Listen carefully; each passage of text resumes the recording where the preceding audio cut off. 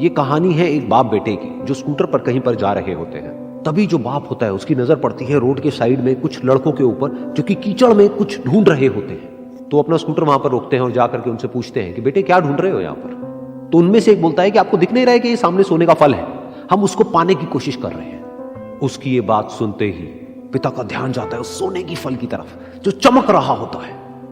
फिर उनके माइंड में कुछ इमेजिनेशंस बनने लग जाती हैं कि काश ये जो फल है ये मेरे बेटे के पास में आ जाए तो ना सिर्फ उसकी बल्कि मेरी भी जिंदगी बदल जाएगी। तो बिना सोचे समझे अपने बेटे को धक्का मार देते हैं उस कीचड़ में और बोलते हैं कि तुझे किसी भी कीमत पर वो फल लेकर के आना है। लेकिन बेटे को वो फल नहीं चाहिए होता है, उसके अपने कुछ और ही सपने होते हैं। वो बहुत कोशिश करता है अपने पिता को ये समझाने की कि मेरी खुशी इस फल में नहीं है, मेरी खुशी कहीं और है, मेरे सपने कुछ और है। लेकिन उसके पिता उसकी एक नहीं सुनते हैं। वो उसको धक्का मारते हैं उस कीचड़ में और बोलते हैं कि मैं तुझसे पूछ नहीं रहा हूं, तुझे बता रहा हूं कि तुझे वो लेकर के आना है। तो वो बेटा भी अपने बाप के सपने को सच करने के लिए अपनी पूरी जान लगा देता है और पूरी कोशिश करता है कि किसी तरीके से उस सोने का फल उसके हाथ में आ जाए। लेकिन जैसे जैसे वो हाथ पैर मारता है उस फल को पकड़ने के लिए वो और नीचे धंसने लग जाता है और फिर जाकर के उसको समझ आता है कि ये कीचड़ नहीं है, ये दलदल है। वो चीखता है, चिल्लाता है, अपने पिता को आवाज लगाता है, लेकिन उसके पिता उसकी एक नहीं सुनते।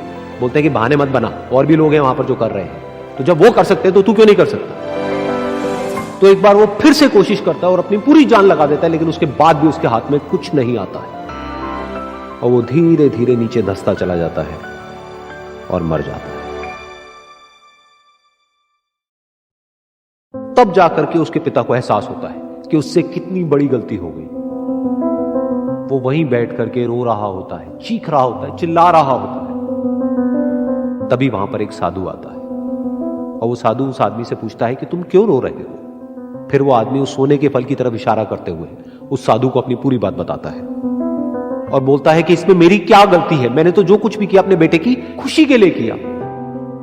तो वो साधु उस फल को ध्यान से देखता है और उस आदमी को कहता है जिस सोने के फल की वजह से तुमने अपने बेटे को गवा दिया, कम से कम एक बार ध्यान से उसकी तरफ देखा तो होता कि वहां पर कोई फल है भी या नहीं।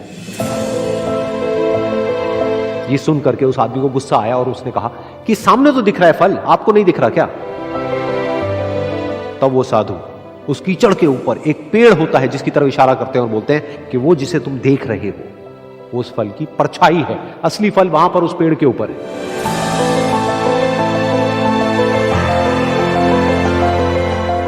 फिर वो साधु उस आदमी को बोला कि अपने बेटे को जबरदस्ती धक्का देने की बजाय और उसको बताने की बजाय कि तेरी खुशी किसमें है, अगर तुमने उससे पूछा होता कि बेटा तू बता तू क्या करना चाहता है और तेरी खुशी किसमें है, तो ना सिर्फ तुम्हारा बेटा जिंदा होता बल्कि हो सकता है कि उसके हाथ में वो असली सोने का फल भी होता।